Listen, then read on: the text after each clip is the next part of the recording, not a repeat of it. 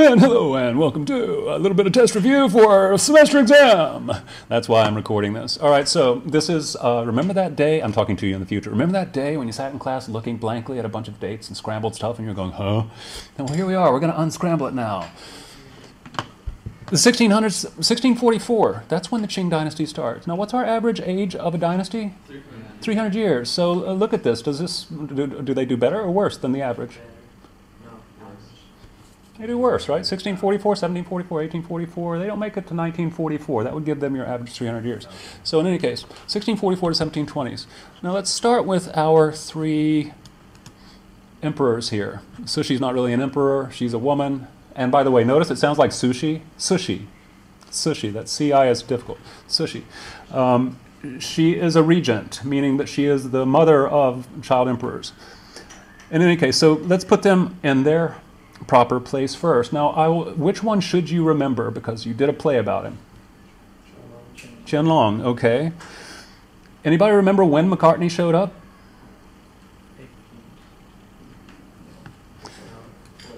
McCartney showed up in 1795. Now, anybody remember why McCartney's mission was so important to England at the time? Wanted to open up trade, and England had recently lost some pretty important trade, remember? To its American colonies. And so that means the American Revolution happened shortly before this. England's trying to recover some trade mojo by opening up China after losing America. Right? So 1776, 1800, is this helping you to have some sort of connection so that you can like go, okay, that makes sense. American Revolution, 1776. It makes sense that England would send McCartney to China to try to get more trade. Does that make sense to you? Yes. All right. So where is McCartney? So there's our McCartney embassy. So we remember that Qianlong and McCartney had that encounter, and Qianlong said no. There's one emperor down. How long did Qianlong reign? 59.9 years. Who ruled longer than him? And what was his grandfather's name? Kangxi. These are our two greatest Qing emperors and possibly Chinese emperors. So again, between the two of them, 120 years of rule. Pretty much the first half of the Qing dynasty between these two guys. Now Kangxi was involved in something that happened earlier. The rights controversy. Kangxi is the guy who tried to keep the Jesuits in China, but when they said you can't do your ancestor worship, that's idolatry, and the Pope tried to boss around Chinese converts, Kangxi is the guy who finally said, I'm sorry, you have to leave. Not to all of them. Not to all of them, and that's important. Some of them stayed, and they still worked at the court because they were good at science and math because of the scientific revolution. And they were good at art. The Renaissance was going on. So, Summer Palace art. Can we connect that somewhere now? Yeah. Where we just said. Where?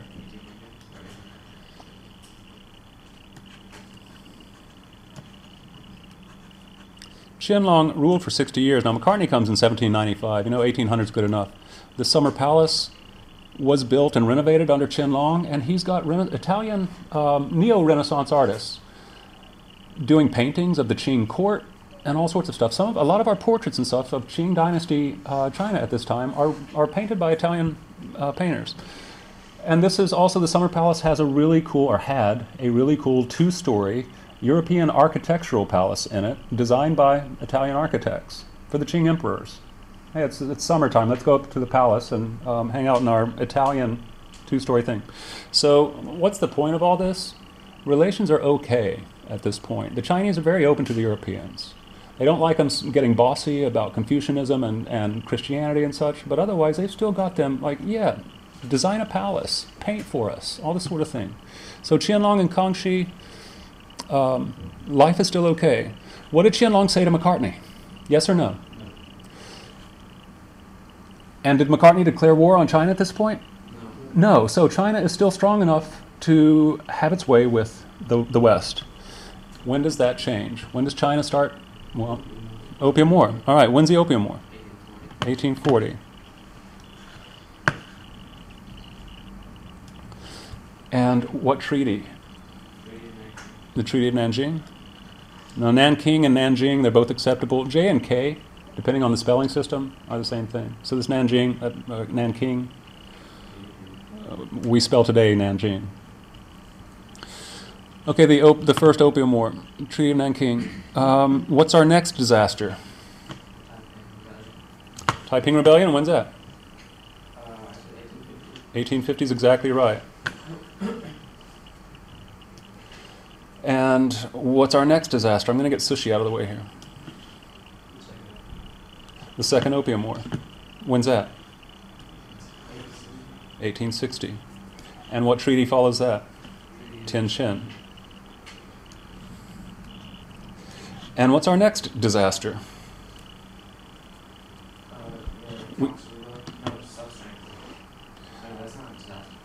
Okay, here's what we have left out. Self-strengthening, Boxer Rebellion, Sino-Japanese War, looting of the Forbidden City. Yes. So the Second Opium War, they burned the Summer Palace to punish the Chinese for not doing everything they wanted, basically. And then the Chinese signed the Treaty of Tianjin.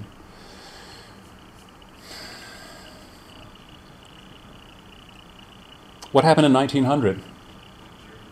The Boxer Rebellion.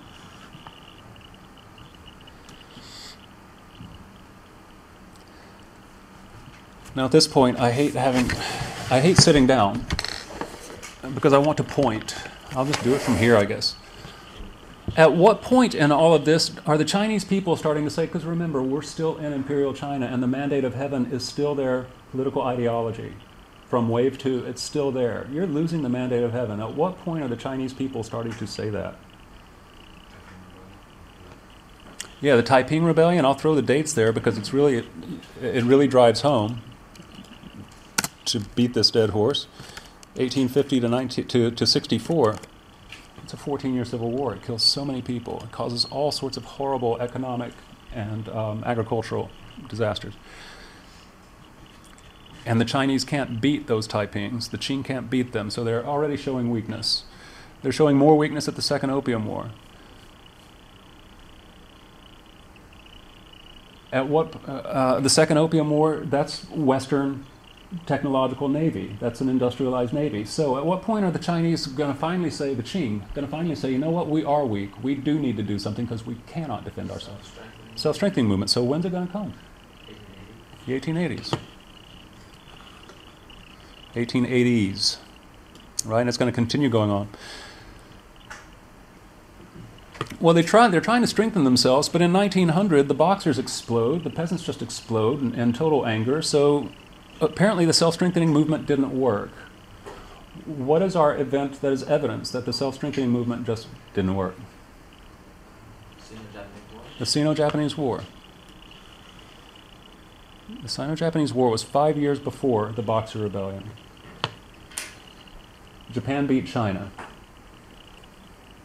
in 1895. And again, to repeat, that is probably the most humiliating thing because Japan has always been the vassal state. China has always been the Middle Kingdom. China's little brother has just humiliated it and destroyed its navy. So the self-strengthening movement didn't work. The Sino-Japanese War is the last straw. The Boxer Rebellion is a reaction mostly to this.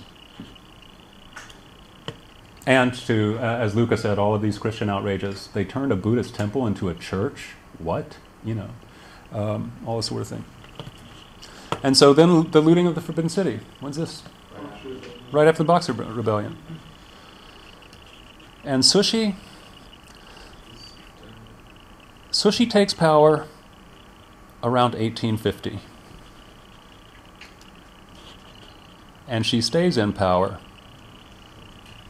all the way down to 1908. And when she dies, she puts a 3-year-old on the throne. And that lasts for 3 more years, but now we're going into the next unit. So, any questions? Did this help? Why is there 1911? 1911 is the end of the Qing.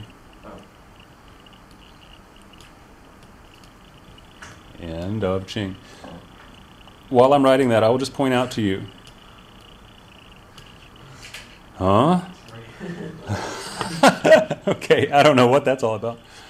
I will point out to you that there is something very convenient about this. Look at it. It is decade by decade. 1800. Let's call that the... Qianlong is an old man by now.